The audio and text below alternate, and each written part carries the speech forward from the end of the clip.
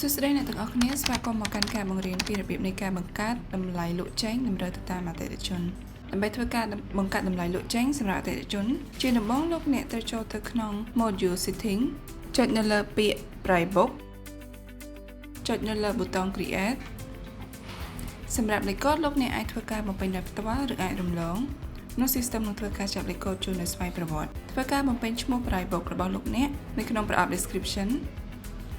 លោកអ្នកអាចធ្វើការបំពេញឈ្មោះ Price Book របស់លោកអ្នកជាភាសាផ្សេងទៀតនៅក្នុងប្រអប់ Second Language ធ្វើការជ្រើសរើសក្រុមអតិថិជនដែលត្រូវទទួលតម្លៃនេះធ្វើការជ្រើសរើសឈ្មោះសាខាធ្វើការជ្រើសរើសរូបិយប័ណ្ណចុច Menu ដើម្បីធ្វើការជ្រើសរើសមុខទំនិញដោយផ្ទាល់ឬចុច Auto នោះ System នឹងធ្វើការជ្រើសរើសមុខទំនិញគ្រប់មុខទាំងអស់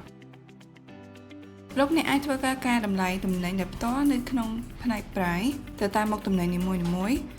ឬចុចសញ្ញាធុងសំរាមដើម្បីធ្វើការដកទំនិញណាមួយចេញ Tick Extend សម្រាប់ទាញយក Price Book ណាមួយដើម្បីយកមកគណនាតម្លៃថ្មីទៅតាម Factor ដែលលោកអ្នកចង់កំណត់ប្រសិនបើលោកអ្នកធ្វើការបំពេញ Factor ស្មើមួយនោះតម្លៃនឹងមិនប្រែប្រួលឡើយប្រសិនបើលោកអ្នកធ្វើការបំពេញចំនួន Factor ស្មើនឹង